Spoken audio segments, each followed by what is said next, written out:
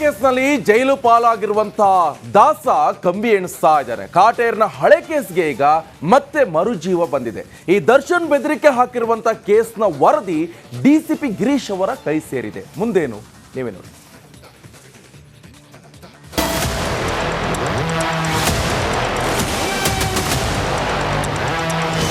ಈಗ ಸುಮ್ನೆ actually announce ಮಾಡಿದ್ದೆ, ನೀನ್ ಮುಗಿಸ್ಬೇಕಾದ್ರೆ ಆಕ್ಚುಲಿ ಅಷ್ಟೇ ನಾನು ಹೇಳೋದು, ಇನ್ನೇನು ಇಲ್ಲ. ಇಲ್ಲ ಆಮೇಲೆ ನೀನ್ ಇರಲ್ಲ, ಅದನ್ನ ಮಾತ್ರ ನಿಮ್ಗೊಂದು ಹೇಳ್ತೀನಿ. ಯಾಕಂದ್ರೆ ಏನಾರು ಮಾಡಕ್ ಮುಂಚೆ ಹೇಳ್ಬಿಟ್ಟು ಮಾಡೋದು, ಇಲ್ಲ ನೀನ್ ಪ್ರಿಕಾಷನರಿ ರೆಡಿ ಇರೋ ಅಷ್ಟೇನೆ.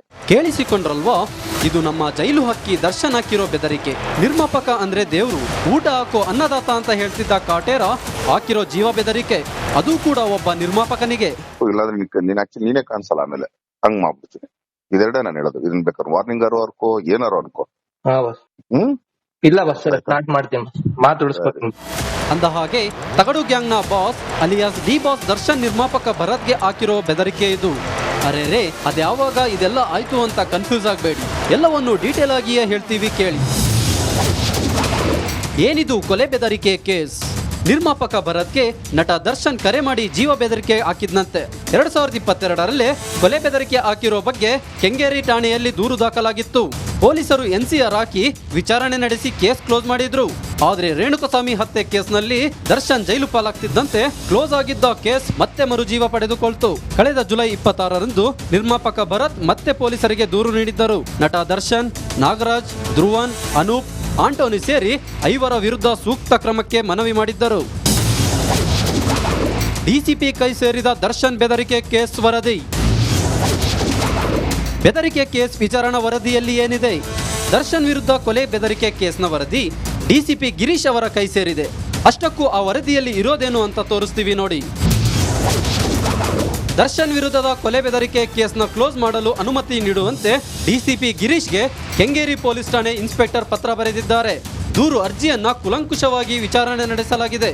ಅನೂಪ್, ಆಂಟೋನಿ, ಅರುಣ್ ಸುರೇಶ್ರನ್ನ ವಿಚಾರಣೆ ಮಾಡಿ ಹೇಳಿಕೆ ಪಡೆಯಲಾಗಿದೆ. ನಾಯಕ ನಟ ಧ್ರುವನ್ ಅಲಿಯಾಸ್ ಸೂರಜ್ ಹೇಳಿಕೆ ಪಡೆಯಲಾಗಿದೆ. ನಟ ದರ್ಶನ್ ಹಾಗೂ ನಾಗರಾಜು ಅಲಿಯಾಸ್ ನಾಗ ನ್ಯಾಯಾಂಗ ಬಂಧನದಲ್ಲಿದ್ದಾರೆ. ಹೀಗಾಗಿ ಅವರಿಬ್ಬರ ಹೇಳಿಕೆಯನ್ನ ಪಡೆಯೋಕ್ಕಾಗಿಲ್ಲ. ಭರತ್ ಸಲ್ಲಿಸಿದ ದೂರು ಹಣಕಾಸಿಗೆ ಸಂಬಂಧಿಸಿದ್ದು. ಅದನ್ನ ನ್ಯಾಯಾಲಯ ಅಥವಾ ಸಕ್ಷಮ ಪ್ರಾಧಿಕಾರದ ಮುಂದೆ ಇತ್ಯರ್ಥಪಡಿಸಿಕೊಳ್ಳಬಹುದು. ಹೀಗಾಗಿ ಈ ಕೇಸ್ನ ಕ್ಲೋಸ್ ಮಾಡಲು ಡಿಸಿಪಿಗೆ ಇನ್ಸ್ಪೆಕ್ಟರ್ ಮನವಿ ಮಾಡಿದ್ದಾರೆ.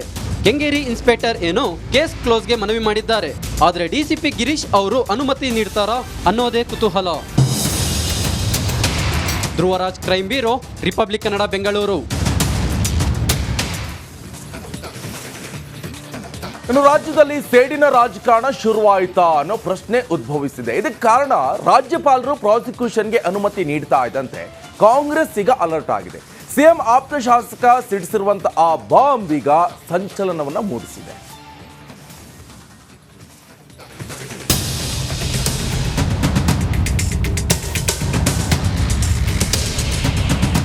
ಸಿಎಂ ಸಿದ್ದರಾಮಯ್ಯಗೆ ಮೂಡ್ ಆಫ್ ಆಗಿದೆ.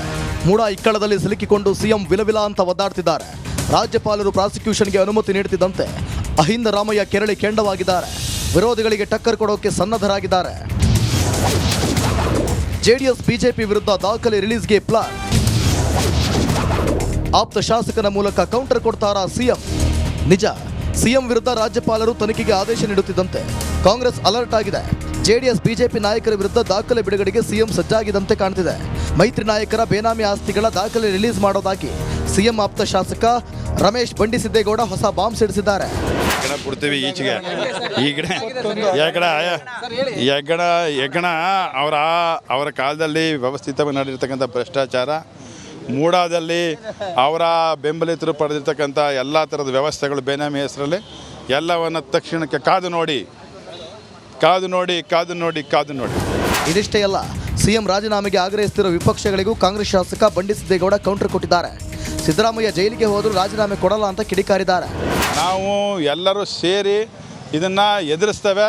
ಯಾವುದೇ ಕಾರಣಕ್ಕೆ ನಾವು ಹಿಂದೆ ಸರಿಯ ಪ್ರಶ್ನೆ ಇಲ್ಲ ಅನ್ನೋಂಥದ್ದು ಹೇಳ್ತೀವಿ. ರಾಜೀನಾಮೆ ಕೊಡೋದೇ ಇಲ್ಲ, ಕೊಡೋ ಪ್ರಶ್ನೆನೇ ಇಲ್ಲ, ಕೊಡಿಸೋ ಪ್ರಶ್ನೆನೇ ಇಲ್ಲ. ಜೈಲಲ್ಲಿದ್ದರೂ ನಾವು ಅಲ್ಲಿಂದ ರಾಜಕಾರಣ ಮಾಡ್ತೀವಿ.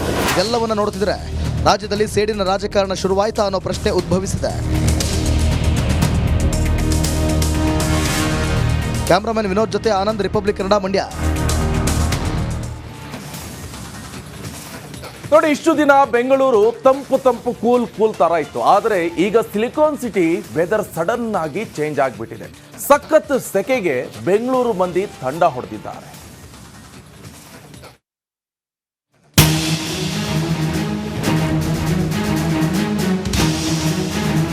ನೀರಲ್ಲಿರೋ ಮೀನಿನ ಹೆಜ್ಜೆಯನ್ನ ಕಂಡುಹಿಡಿಯಬಹುದು. ಆದ್ರೆ ನಮ್ಮ ಬೆಂಗಳೂರು ವೆದರ್ನ ದೇವರಾಣೆ ಊಹಿಸೋಕೆ ಸಾಧ್ಯ ಆಗಲ್ಲ. ಬೆಳಗ್ಗೆ ಮೋಡ ಮುಸುಕಿದ ವಾತಾವರಣ, ಮಧ್ಯಾಹ್ನ ಆದ್ರೆ ಸುಡು ಬಿಸಿಲು, ಸಂಜೆ ಮಳೆ, ರಾತ್ರಿ ಆದ್ರೆ ಚಳಿ.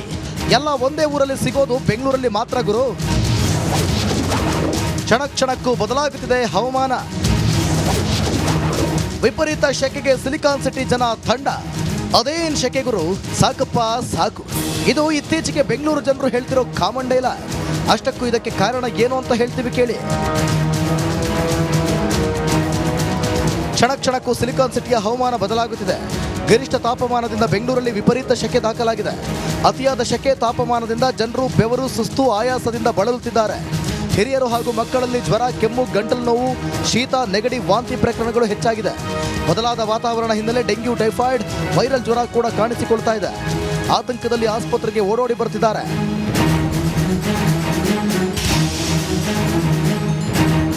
ಹವಾಮಾನದಲ್ಲಿ ವ್ಯಾಪಕ ಬದಲಾವಣೆ ಕಂಡು ಬರ್ತಿರೋ ಕಾರಣ ಆರೋಗ್ಯದಲ್ಲಿ ಏರುಪೇರಾಗ್ತಿದೆ. ಜನರು ಆತಂಕ ಪಡೋ ಅವಶ್ಯಕತೆ ಇಲ್ಲ, ಟೆನ್ಷನ್ ಮಾಡಿಕೊಳ್ಳದಂತೆ ವೈದ್ಯರು ಸಲಹೆ ನೀಡಿದ್ದಾರೆ. ಯಾವುದಕ್ಕೂ ನಿಮ್ಮ ಆರೋಗ್ಯದ ಬಗ್ಗೆ ಸ್ವಲ್ಪ ಎಚ್ಚರ ವಹಿಸುವುದು ಒಳ್ಳೆಯದು. Deepti Tolpadi, metro bureau, republic Kannada. ರಾಜ್ಯದಲ್ಲಿ ಸಿಎಂ ವಿರುದ್ಧ ಬಿಜೆಪಿ ಮೂಢ ಅಸ್ತ್ರವನ್ನ ಪ್ರಯೋಗಿಸಿದ್ರೆ, ಇತ್ತ ಕಡಲ ತಡಿ ದಕ್ಷಿಣ ಕನ್ನಡ ಜಿಲ್ಲೆಯ ಬೆಳ್ತಂಗಡಿಯಲ್ಲಿ ಶಾಸಕ ಹರೀಶ್ ಪೂಂಜಾರನ್ನ ಭ್ರಷ್ಟಾಚಾರದ ಅಸ್ತ್ರದಿಂದ ಕಟ್ಟಿ ಹಾಕಲು ಈಗ ಕಾಂಗ್ರೆಸ್ ಮುಂದಾಗಿದೆ.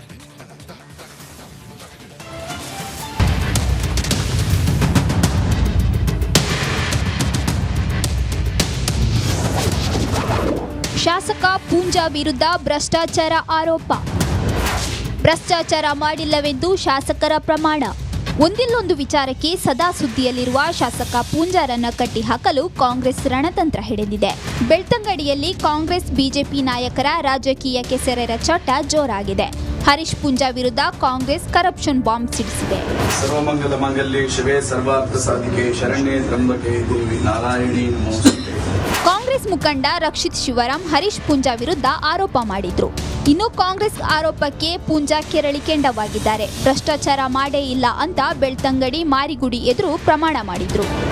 ಈ ದೇವರ ಮುಂದೆ ಮತ್ತೊಮ್ಮೆ ನಾನು ಶ್ರದ್ಧಾಪೂರ್ವಕವಾಗಿ ಪ್ರಮಾಣವನ್ನು ಮಾಡ್ತಾ ಇದ್ದೇನೆ.